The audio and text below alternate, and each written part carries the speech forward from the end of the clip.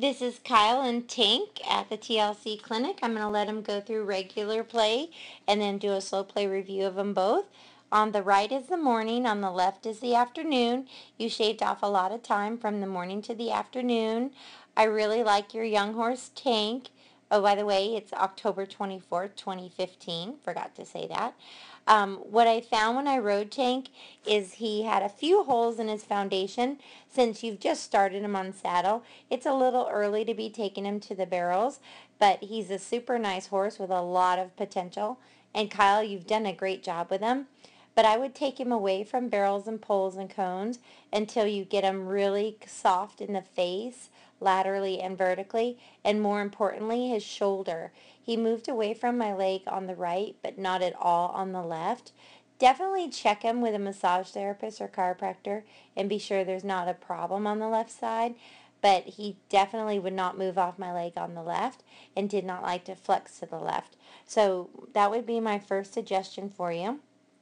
All right, I'm going to let both go through slow and we'll just analyze your riding.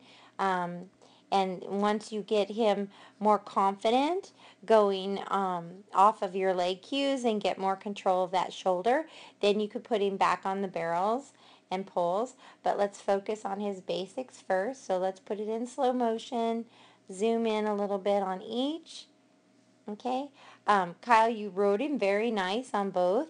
You ride right in the middle of him. You've had some good instruction with your mom, and you're a really good rider.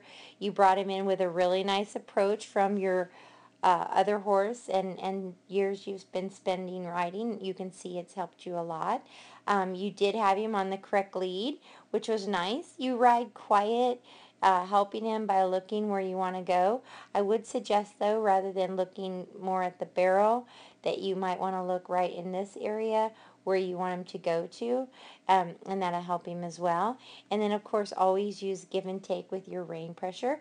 But 1-2 strides of rate on the left, 1-2 strides around the barrel. Very nice.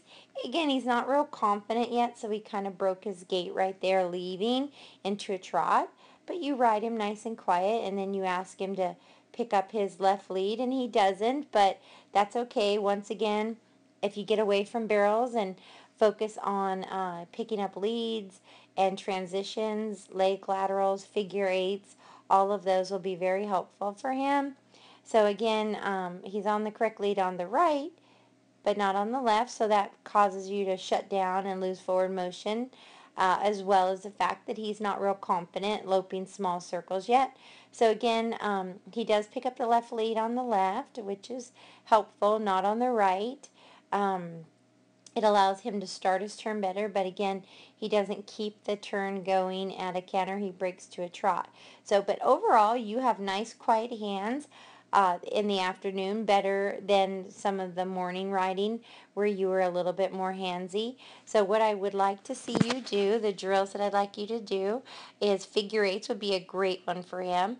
And just start it at a walk and a trot and a lope, but keep your lines really straight here.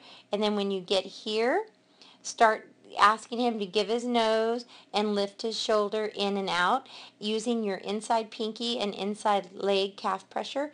Get him to give his nose and shoulder here, and then set him up when you break from going from a fast trot to a sit jog, fast trot to a sit jog, and then when you're fast trotting, pick him up right in the middle for his to go into a canter and ask for the right lead, and then do a simple transition in the middle into a trot and ask for the left lead, and just continuously do a set of 3 at a trot, fast trot, slow trot, extended, collected, fast, do a lope on the correct lead and break into a trot in the middle, simple transitions. That'd be a great drill for him. Another drill I'd like you to do is kind of like invisible pole bending, and just do some really nice big serpentines throughout the arena. And just go back and forth or all over and really getting moving off your leg, once again giving his nose laterally and moving away from your leg pressure laterally. Do a lot of 2-tracking. You could also do dressage movements where you go across the arena in a giant X, but keeping his nose going up the center and the shoulder going to the fence. And then come over here, and that would have been done on this side. You would have done it with right hand and leg, but then you come over here and then you'd use your left hand and leg and do a transition leg lateral there, but again keeping his face going to the center and then his right shoulder going to the right fence, and repeat that at a walk and a trot, and eventually you could do dressage movements like that at a canter, keeping the face always going in the center of the arena and the shoulder always going to the side. That would be a beneficial ride for him as well. And the final one, which we did in the clinic, was to walk a small circle, then a medium, then a large, and then transition back down to a medium and small. Once again, having good form, nose in, shoulder out, hip and pivot foot under. You should also bend in the rib off of your inside leg as well. Do that both directions. So those are your homework assignments, Kyle. I think you and Tank have a lot of potential, and thank you for coming.